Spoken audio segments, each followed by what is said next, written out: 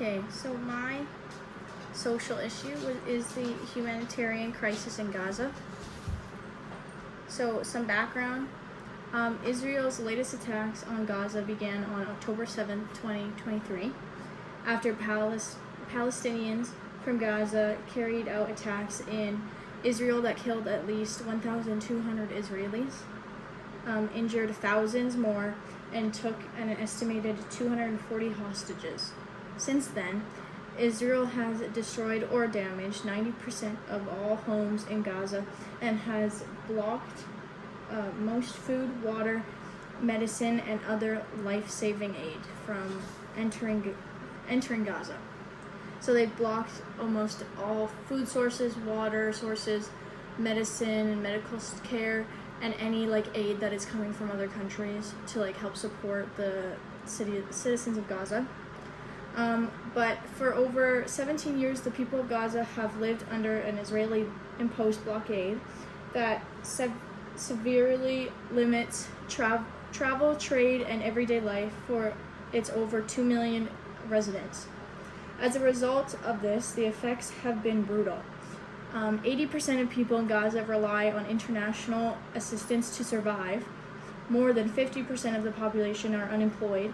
Hospitals have been consistently been out of up to 40% of needed supplies and medicine. Approximately 96% of water in Gaza is undrinkable, and electricity is only available randomly. So as you can tell, since October 7th, 2023, there has been a lot more of damage done to Gaza, but for the past 17 years, they have already been going through a lot with Israel. So it hasn't really changed much, but it's still a bigger issue now. So analyzing the problem, I picked 3 of the main problems that I think that can be solved with my solution. So the aid distribution centers in Gaza have been closed due to Israelis' military warning that the roads leading to the centers will be called combat zones. So if you are trying to get aid from those aid centers, you will not be able to, because if you take that road, you might end up getting bombed or attacked or anything because you're in a combat zone. 27 Palestinians were killed by Israelis' military close to an aid point.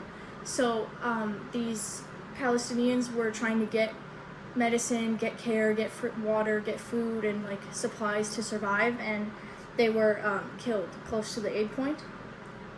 Almost 2 million citizens in Gaza have been suffering from starvation or are very near starvation.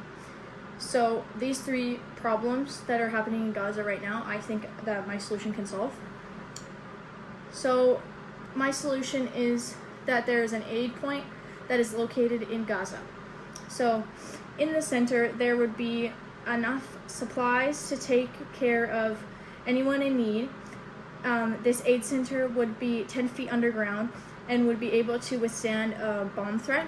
So since in Gaza there is a lot of damage happening due to bombs and shootings and mass killings, having an aid point underground would be a lot helpful throughout Gaza to help protect people from those bombs and all those threats. And having it underground would be a lot easier to protect people, because then they're safe underground, whereas if they're out in an aid point, you can do exactly what Israelis' military did, where they said that if you go to that road, it'll be blocked off. And these aid centers would be located all around Gaza, so there'd be some over here, some all around the country in Israel. Citizens can get shelter, medical supplies, food, and water. The technology in the center would alert every country's government, and they can decide whether or not to send help to support Gaza in a crisis. So just some background on where Gaza is located. Gaza is located on the coast of Israel, beside the Mediterranean Sea. Gaza is located between Egypt and Jordan, creating a V, kind of weird V shape, and it is on the west side of Asia, but also borders Africa. So another part of my solution is that after it is open, so after the aid center is open, it alerts the hub, which is a technological support system connected through each local citizen's phones. This is how the town would know that the aid center is open. So the aid center is only open when a crisis is going on, which is like extreme weather or any type of like bomb threat, or there's shootings or anything like that. So this technology allows the center to monitor the situation and open its doors to the public in that specific location. So if there's only like fighting in this side of Gaza, then in that location in the towns surrounding that problem, it would open its doors and then people can go on that side. Whereas on this side of this side, there's nothing really happening, so then their aid center wouldn't be open yet. So it would just open on where the threat is happening. The hub is also connected to a network through the United Nations, which would allow countries to know what is happening in that area, which was mentioned on the other slide.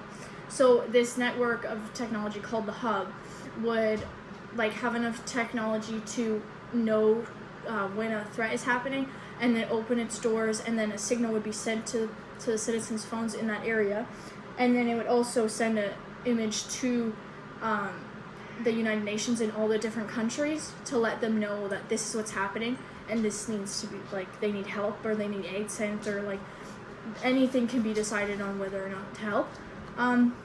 The hub is able to detect whether an emergency like extreme weather or war is breaking out. If there is a war conflict and bombs have been initiated, then the aid center will be alerted by a satellite signal, and that signal will alert the center if there is an airstrike coming for it. So the hub, which is the technology of the aid center, would be connected to a satellite above Earth, and that would be able to detect if there's like an airstrike coming from a different country, or if there's extreme weather and you can tell like the weather path is happening, then the satellite would send a signal towards the hub and that station and would let that know. And then that's also how the doors could open in some way, is because the satellite would detect it. And then with a bomb threat, it would let them know that they need to shut the doors and be like embraced for impact. So if an airstrike was launched for the center, the people inside would be alerted, and they would need to make sure that everyone is underground.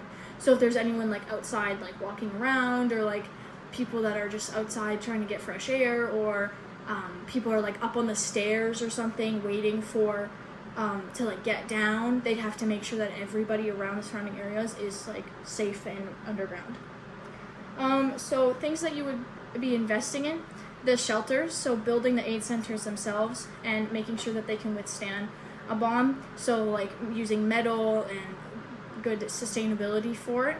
Providing the food and water, so that could be like through like donations of food, or making a garden center in the aid center underground, just to help. So then if there is a bomb threat and stuff gets covered over, like the doors, then we'd be able to grow food and get drinkable water. And then also giving a small portion towards the technology and the satellites.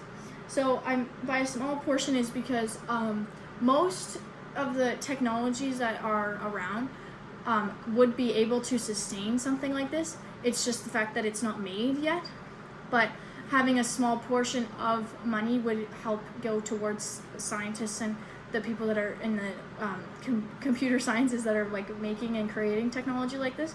So then getting a small portion of that would help just a little bit to make a satellite that could send a signal if they notice that, or to make the doors open and like the hub all be interconnected.